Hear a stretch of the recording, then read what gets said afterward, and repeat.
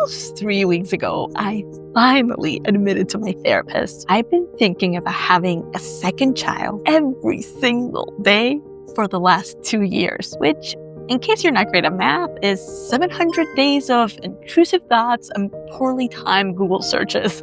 You'd think we'd be done, because the last 2 years have been a lot. My son was born after a pregnancy so rough, my mouth basically lived inside a bucket.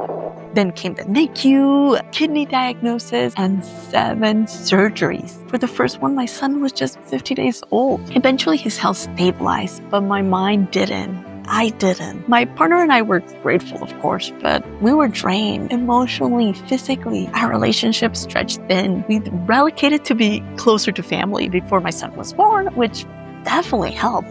But it's still been hard to branch out beyond them, to build community here. So yes, it would make sense to feel done, to feel like our family was complete. But nah. Instead, I felt obsessed. Not in a planning healthy way, in a spiraling way. I asked everyone, friends with 2 kids, friends with none. I asked even my OBGYN while I had my legs spread on her table and she was doing a pap smear. I also asked my 2 sisters who are 7 and 9 years older than me. After dinner one night, they both have 2 kids who are older than mine because that's how time works. So when I started my interrogation about how did they decide they wanted to, one of them shrugged and said, "Dude, you just do it. The first one needs someone to play with. It will be rowdy for the first 5 years, but it gets less hard." It sounded so obvious, so matter-of-factly.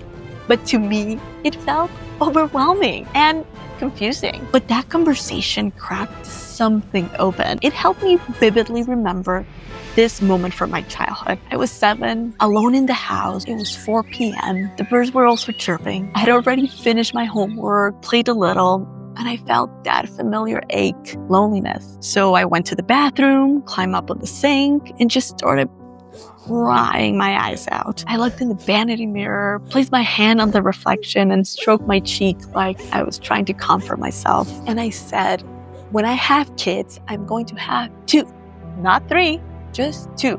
And super close in age. No one knocked, no one checked in, no one knew I was there, making a huge promise to myself. But I meant it. In therapy, I said all of this out loud for the first time ever. And my therapist, who has 1 child, said gently, "Of course you feel this way. You're grieving. If you have 1, you'll grieve not having 2. If you have 2, you'll grieve not having 1. And for the first time, I understood. I've only been seeing the loss of having 1 kid. I hadn't seen what just 1 kid could offer. She told me she'd done the research. Only children tend to do as well or better socially. They often receive more parental attention, stronger emotional bonds, and mature faster. The only real risk is this: a slightly higher chance of obesity, often tied to lifestyle, not family structure." So all the things I feared, that my child would be lonely, unprepared for conflict, emotionally stunted, were not backed by science. Then this past Saturday, I was in this backyard, but in great company. My son was playing fetch with our 2 dogs, shouting his own name between giggles and barks, and 2 of my closest friends were visiting,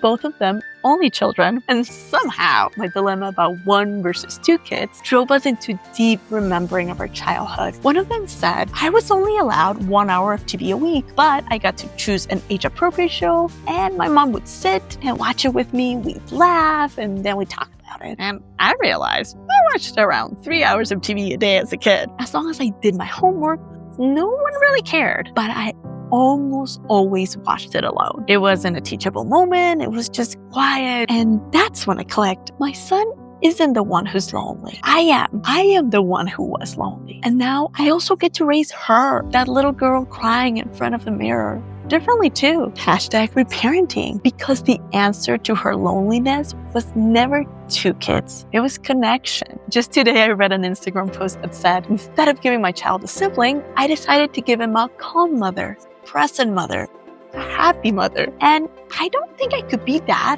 with 2 kids. Not the version of me I'm trying to become, not the life I'm trying to build. But I think that little girl could still be proud. She'd see my son asking to see the moon before bed and us taking him outside the balcony to find it, dancing to techno with his aunt, splashing in the water with cousins, and sleeping soundly, knowing that when he calls at night, we come. He's seen, he's deeply loved, and she'd cry, but not from sadness. She'd cry because this is the thing she always wanted, and now she gets to give it. And maybe I'm not just okay with having one child. Maybe I'm finally at peace with it, excited about it. Maybe that little girl doesn't need to keep the promise because I've already kept the part that mattered.